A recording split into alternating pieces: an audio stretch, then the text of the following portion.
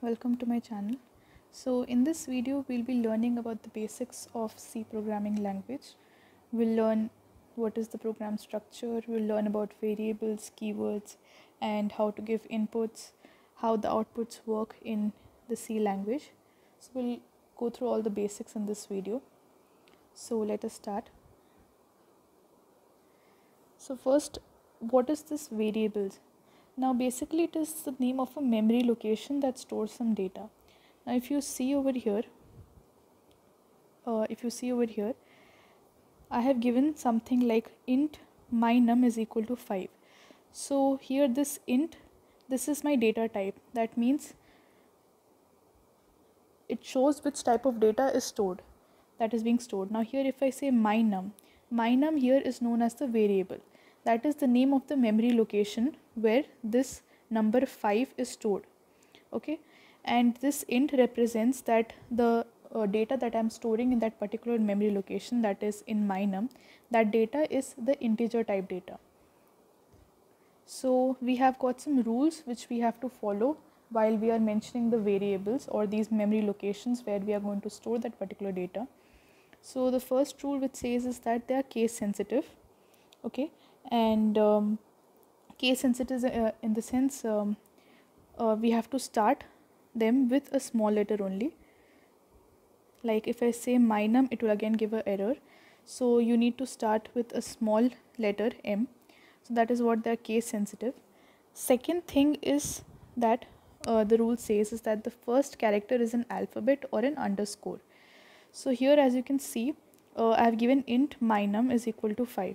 Now I can't give a number in place of my num. I can't give it like int and then 1 and num. If I give this, it will give an error because here the first character that I have specified after my data type for the variable, that is a number, and numbers are not allowed in the first part of your variable name. So the first part should either be a character like an alphabet or it can be an underscore. So I can say that it is int underscore age is equal to 22. Now if I say this int underscore age is equal to 22, this is correct. But if I give int 1 age is equal to 22, it is wrong because here I have started with a number and that is not allowed. But in the first case I have given an underscore before. So you can either start your variable with a underscore symbol or you can start it with an alphabet. Also the third rule says that no comma or blank spaces are allowed. So if here I have given my num, but if I want, I give a space between my num, if I say int my and then I give some space and write num is equal to 5, then again it will give an error. I cannot give like this. I cannot give spaces, neither can I give this kind of comma over here. I have to write it adjacent to my only, or otherwise I can give an underscore. I can give an underscore like this, but I cannot give the spaces over there. So no comma or blank spaces are allowed in between the variable names, and no other symbol other than the underscore is allowed in the variable name. So that is how you can give the variable names. Like here my variable name is my num and the data that is stored in this variable is 5, and for the second one the variable name is my float num and this is of the data type float, and 5.99 is the data which is stored in that particular memory location, that is in that particular variable. And the third one is a character data type, and my letter here is the variable name, and t is data that is stored in this particular variable. Now let us talk about the data types in C. So we have got here 3 different data types, that is primary, user defined and derived data types. So since we are focusing on the basics first right now, so we'll be discussing only about the primary data types. Now these user defined data types are actually provided by the user, and as for the derived data types, we will talk about them in the upcoming tutorials. So if you talk about the primary data type, here the first one is char. Char means character. Like if you want to store a character like star, suppose star, or if I want to store hash, these are characters. So I will specify the char data type and I will put them in single quotes. That is how I use my char data type. Now the second one is float. Float in the sense you can store the decimal values in that data type. Then the third one is int data type. In int data type you can store the different integers. Then as for this user defined data type, these are actually provided by the user. Like the user can create their own different data type and then they can specify the type later on.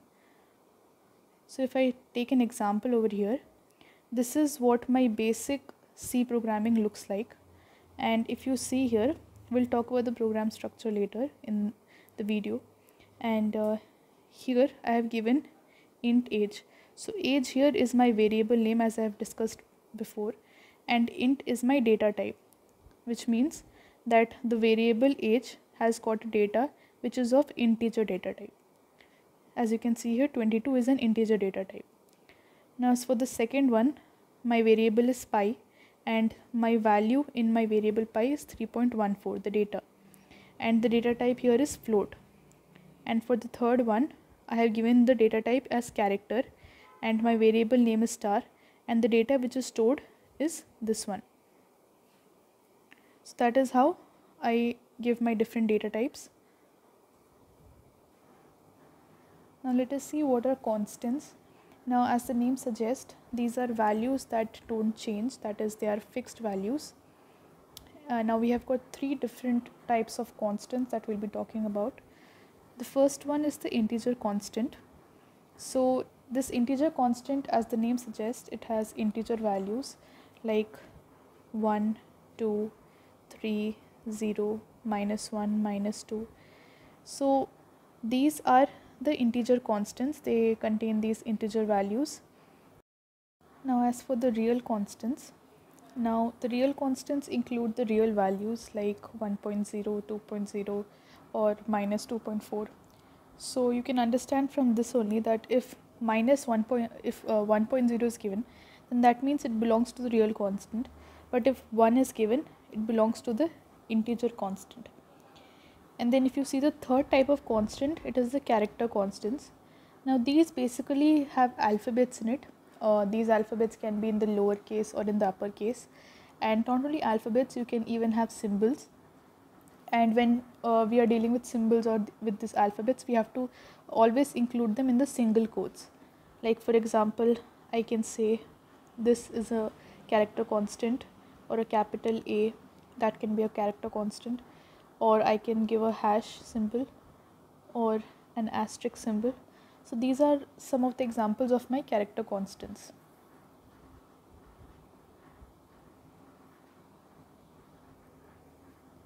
Now let us see what are keywords in C language. So every programming language has got some reserved words which are called as keywords, and they have some special meaning which are understood by the compiler, and these keywords cannot be used as variables. Like suppose in the previous pages I used age as a variable, but since age is not a keyword, I can use it as a variable. But if you see here, suppose if I say else, I cannot use else as a variable because else is a keyword and it has got a different meaning, and the compiler will understand only that meaning. So if I give it as a variable, there will be an error.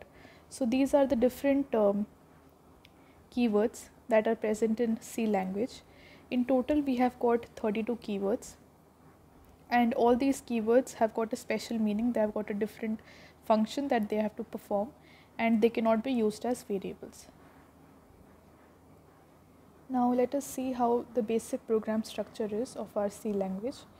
So this is the first line. Now this hashtag include stdio.h. Now this is a very important line. We have to write this always, because this means that we are including this library, and this library has all those basic functions that are required to run the program. So we always have to include this library. So this is a very important line which needs to be written. Then we write int main, and this flower brackets represents that our main function starts here and it will end here, and inside this flower brackets whatever is written, that is the body of our code, and that is the part which will be executed and we'll get the output. So if you see, we have written printf, and then in the round brackets we have given hello world.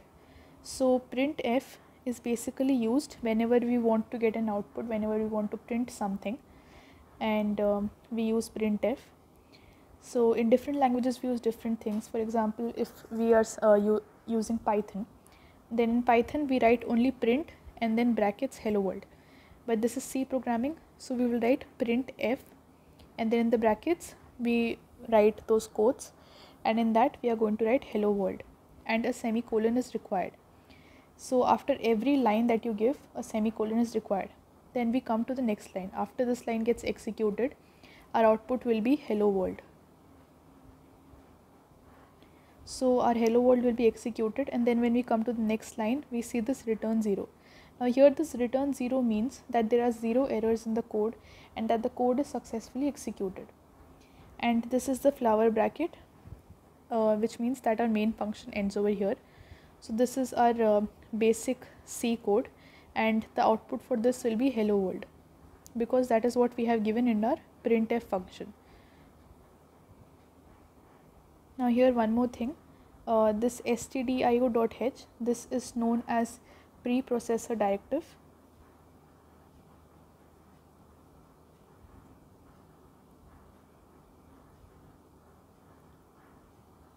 And this is only the library that has got the basic functions. So that is our basic program structure. Now let us see what are comments in the C programming language. So basically, comments in any language, any programming language, it means that there are the certain lines that are not a part of our code. They are not a part of the program which is going to be executed. They are written for the programmer to understand the part of the code. And for example, and we have got like here two types of comments. One is the single line comment and the other one is the multiple line comment. So if you see in this code, if I want to write a single line comment, then I'm going to put 2/, like over here you can see, I'm going to put 2/ and I'm going to write this is a single line comment. Now if I don't put the slash over here, this line, that is this is a single line comment, will become a part of my code and it will give an error, because the compiler does not understand which language is written over here, because this is for the programmer to understand. It is an extra information. So this is our single line comment, that is if you want a comment to end only in one line. But if you want to write continuous line comments, that is in more than one line, 2-3 lines, then we can use a slash and an asterisk symbol, and then we can write a multiple line comment. So if you go into these companies, they have got this big codes written over there. So in order to understand the code, the programmers usually add comments in their code so that they can understand which part of the code represents what function and what are they doing in that particular part of the code. So that is how we write a single line comment, and this is how we write a multiple line comments. That is if you want our comment to continue in the next line. Now let us talk about some output cases. So for the first one, now whenever we are dealing with integers, we use this %d sign. If you see this code over here, I have specified a variable age which has a data type integer, and the data which is stored in that variable is 22. And in this next line I have given printf, that is whatever is written inside printf, that will be printed, that will be executed. And in printf, as you can see in the round brackets, I have given age is, then I have given %d, and then with a comma I have given age. So this part is included in the single quotes. So I have given age is %d symbol and then age. Now this age, which is the variable age that I have specified over here, this age will take the place of this %d, and my output will be age is 22. That is whatever I have specified over here.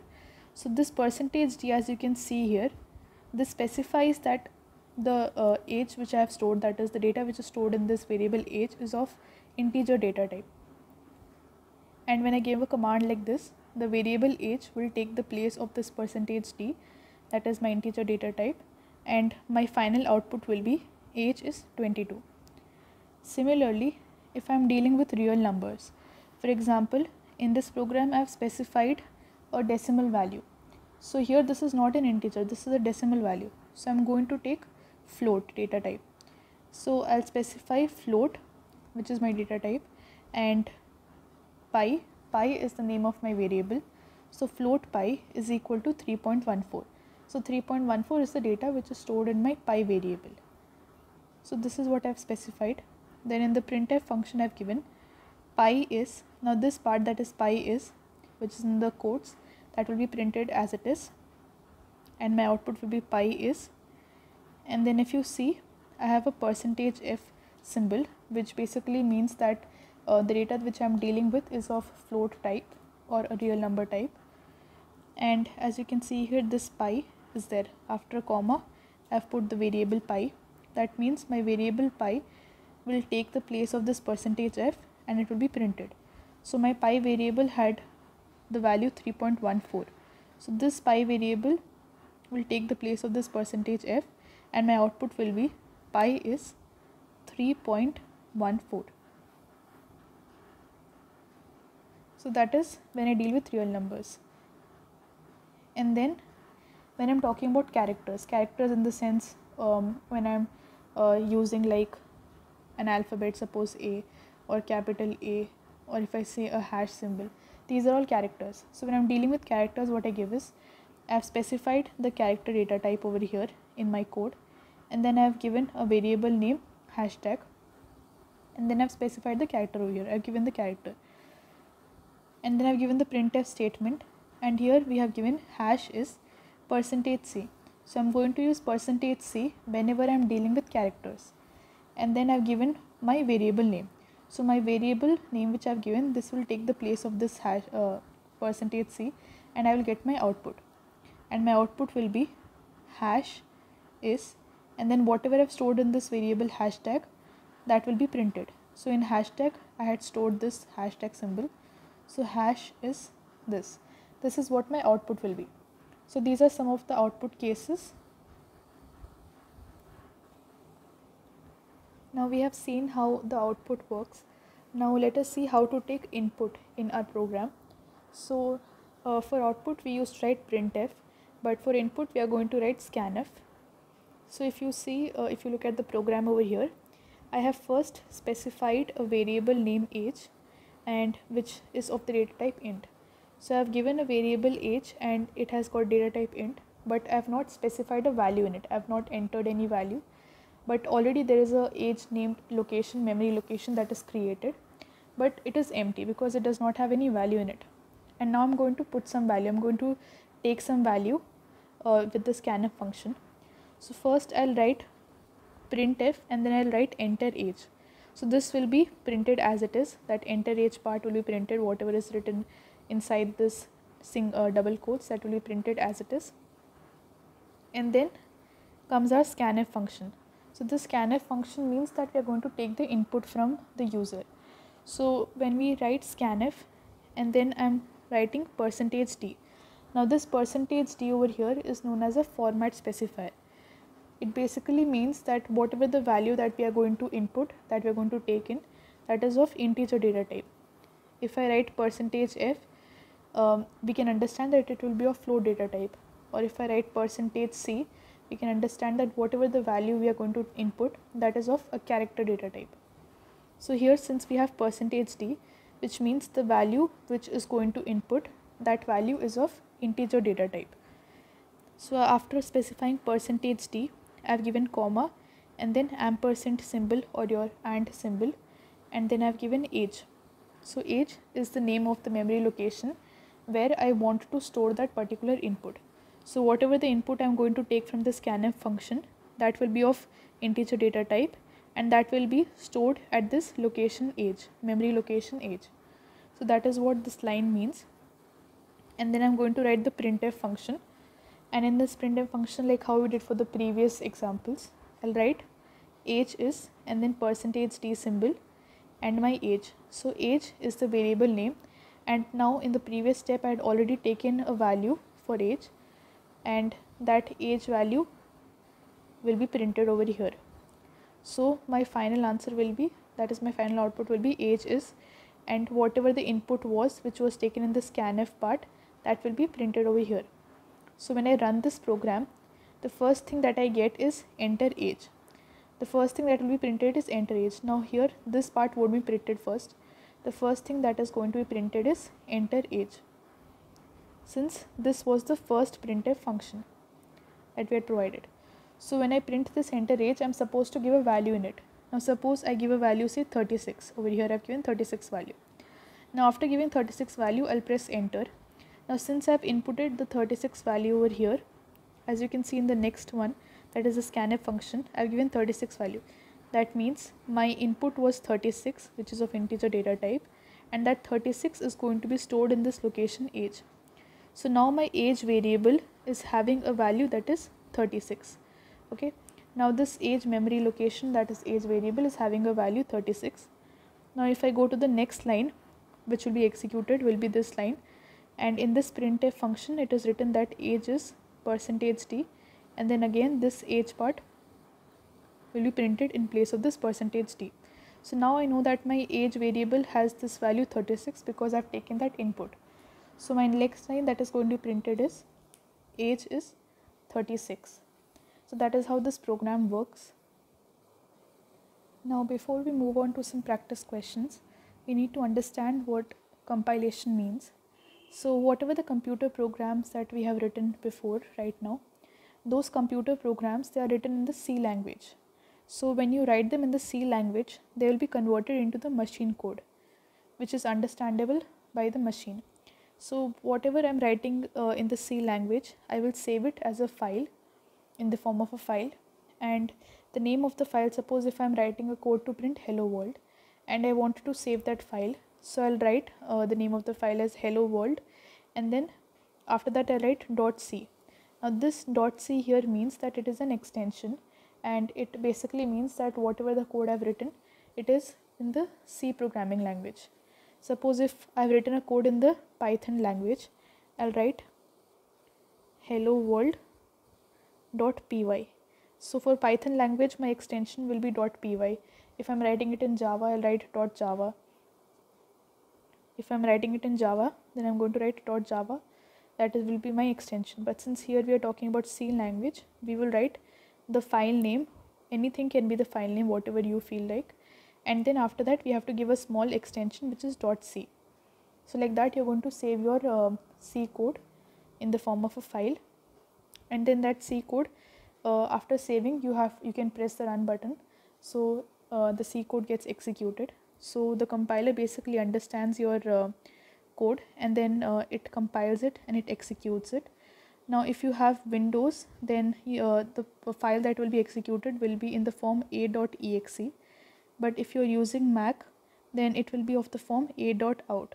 So these are the format of the files that is executed. It depends if you're using Windows or Mac. So that is what compilation means. Now let us solve some practice questions.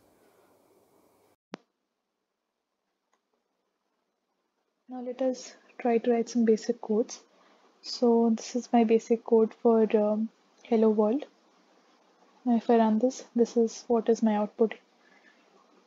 So if I again want to print this hello world, suppose I'm just giving copy paste. If again I want to print this hello world, you can see that the hello world is printed 2 times. But let's say I want to print this hello world in 2 different lines. So for that, I can give, right, like over here, I can give a backslash and n. Now this backslash n basically means that I'm going to print that in a new line. So when I give backslash n, and when I print it, you can see that those 2 hello worlds have now gotten separate different lines. So like that, I can give countless printf functions, printf statements, and with the backslash n symbol, so that it gets printed in the next line. So this is like some basic stuff. Now let us write a code to print, to calculate the sum of 2 numbers. So this is my comment over here. Now let's say I'm specifying two variables, say a and b, and these two variables are of integer data type. So I'm taking integer data type and two variables a and b I've specified over here. So this means that two locations, memory locations a and memory location b is created, but they don't have any data in that. They don't have anything stored in that. So for that I'll take the input also. So first I'll write printf, and then let me remove this. Yeah. So I'll write printf, and in that let me first write enter a. So this will be printed enter a for the user, and then I'll take an input. So for that I'm using the scanf function as you've discussed below, like in the previous slides. So in this I'll take percentage d symbol, because here we are dealing with integer data type. So percentage d, and then comma, and our and symbol, and we'll write a. And symbol and a means that is our address of that particular variable. So I'll give a semicolon. So we are supposed to give semicolon after every line. And then I'll take one more printf statement.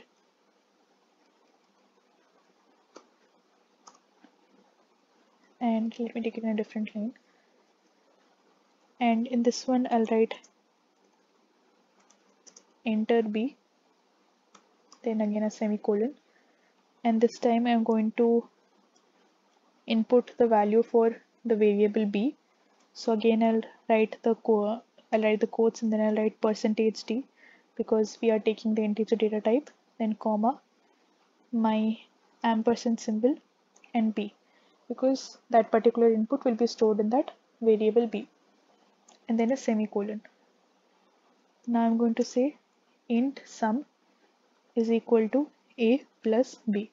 So I'm creating a different location, which is say sum, and that is also of integer data type, and that sum will have the addition of these two variables, that is a and b.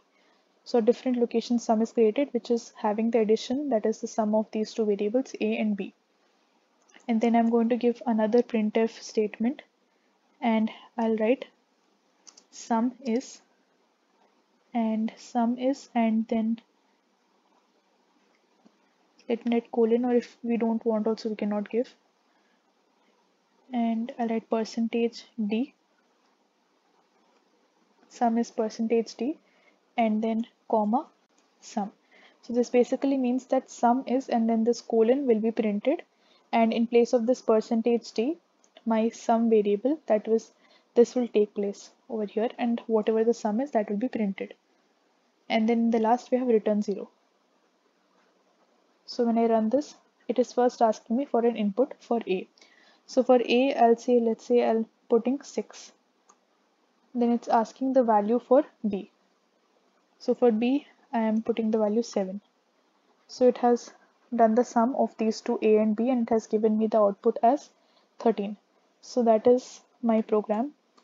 So what basically happened here is that, first I'll explain once again. First I had taken two variables, I had specified two variables a and b, whose values we have inputted over here, and they are of integer data type. Then I had written the statement, I have given the statement printf, where I'm basically just asking for enter a, and that is printed over here. And then I'm taking my input for a. So for that I'm writing percentage d, which basically means that my input is of integer data type. And then I'm giving comma and symbol, with that I'm writing a. So this means that this is the address of my input, that is the address of my data. So here, as you can see, I have put 6 as my value for a. So here 6 is my input, and the address of 6, that is 6, will be stored in this variable a. Similarly, another printf statement will be printed next, that is enter b, and for b I have given the value 7. So that 7 will be stored in this memory location b. And then I've created a separate memory location, which is I've defined a separate location that is named as sum.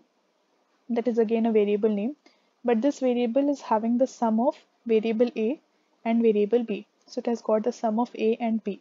And then I'm printing sum is percentage D, and in place of this percentage D, which basically shows that whatever the variable is, it is of integer data type. In place of that, we are putting this sum variable. So that is what my final is. It is coming as sum is, and then as I've given the colon over here, that colon is coming, and sum is the colon, and then I've got the sum of A and B, that is A plus B, that is 6 plus 7, 13. So this is a program which is to basically find the sum of two numbers. Now let us say we want to write a program to calculate the area of a square. So let me write a comment over here. I'm going to write a program to calculate area of a square. So this comment is basically not executed in the program. It is for the programmer to understand that what the program is about. So it is not included in that. So now we are going to write a program to calculate the area of a square, and the side will be given. So first, my int main function, it will remain as it is, and now I'll specify a variable called side. That will be the side of my square, and this side has the data type int, and I've put a semicolon, and then I'll write printf, and in this printf I'm going to write, just like the previous one, I'm going to write enter side and then a semicolon. Now I'm going to take an input for my side, because I've already specified my variable side, but it doesn't have any data in it. It is just a memory location as of now. So I'm going to put some data at that particular memory location side. So for that, I'll write, since I have specified side as an integer data type, so I'm going to take %d symbol. So I'll take this, and then I'll take %d, and then comma, my and symbol, and my variable side, because whatever the input I'm going to take, that has to be stored in this particular memory location, which is side, which I've already specified in the starting of my program. And then I'll give another printf statement, and this time in printf I'm going to write area is, let me put again a semicolon, and I'll write %d, and then comma, that is %d means it is integer data type, and after comma I'll write side into side. So this asterisk symbol basically means that I'm multiplying the sides. So I'm multiplying the variable 2 times, and whatever the answer I'm going to get, that answer will be automatically printed in place of this %d. I'll put a semicolon. So now as we run the program, we can see that it is asking us to enter the side. Now if I enter side, say 6. So now they've automatically calculated the area. They have done this thing, that is side into side. And after multiplying those two sides, they have given us the area as 36. Now suppose if I want, instead of integer, suppose if I want to take float. I'll take here float as side, and in place of this %d, I'll write %f. So again, in place of this %d, I'll give f. Now when I enter a side and when I give a value, automatically what happened is that I've given an integer value over here. But since this value is not a float type, automatically the system has converted that into a float one, and then it has calculated the area, and see, we have got the area as 49.000. So because it has been converted from that integer data type to a float data type, because that should be our final answer. So that is how you can calculate the area of a square. Now we'll practice one more program. This time we'll calculate the area of a circle. So now let me take it as float only, and instead of side, I'll specify a variable as radius. This time we are going to take radius. We know that the area of a square is area of a circle is pi r square. The formula is pi r square. So I have specified a variable named radius, and in the printf I'm going to write enter radius. And then in the scanf, since I have specified my radius variable as float data type, so I'll let it be at as %f only. If I would have given integer data type, I would have taken %d symbol, and then I'll give a comma, my ampersand symbol, and then in place of side I will give radius. So this is my scanf function. I've taken the input over here, the input of the radius. Now I'll write area is %f as it is, because whatever the area we are taking, it is in the float form. And since our area, the formula for area of a circle is pi r square, so the value of pi is 3.14. So we'll write 3.14, then the asterisk sign, which basically in computer language it means multiply, and then into radius, again into radius. So we are doing 3.14 into r, again into r, that is pi r square. So that is my formula.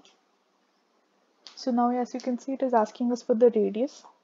If I give the radius as 7, suppose, it has calculated the area automatically, and it has given us the area in float format, that is 153.86 and then those zeros. So that is how you calculate the area of your circle. So this was about the basics of C programming. We had talked about all the basic stuff like keywords, how to take the input, how to check for the output. So if you have any doubts, you can let me know in the comment section below. So thank you for watching, and meet you in the next video.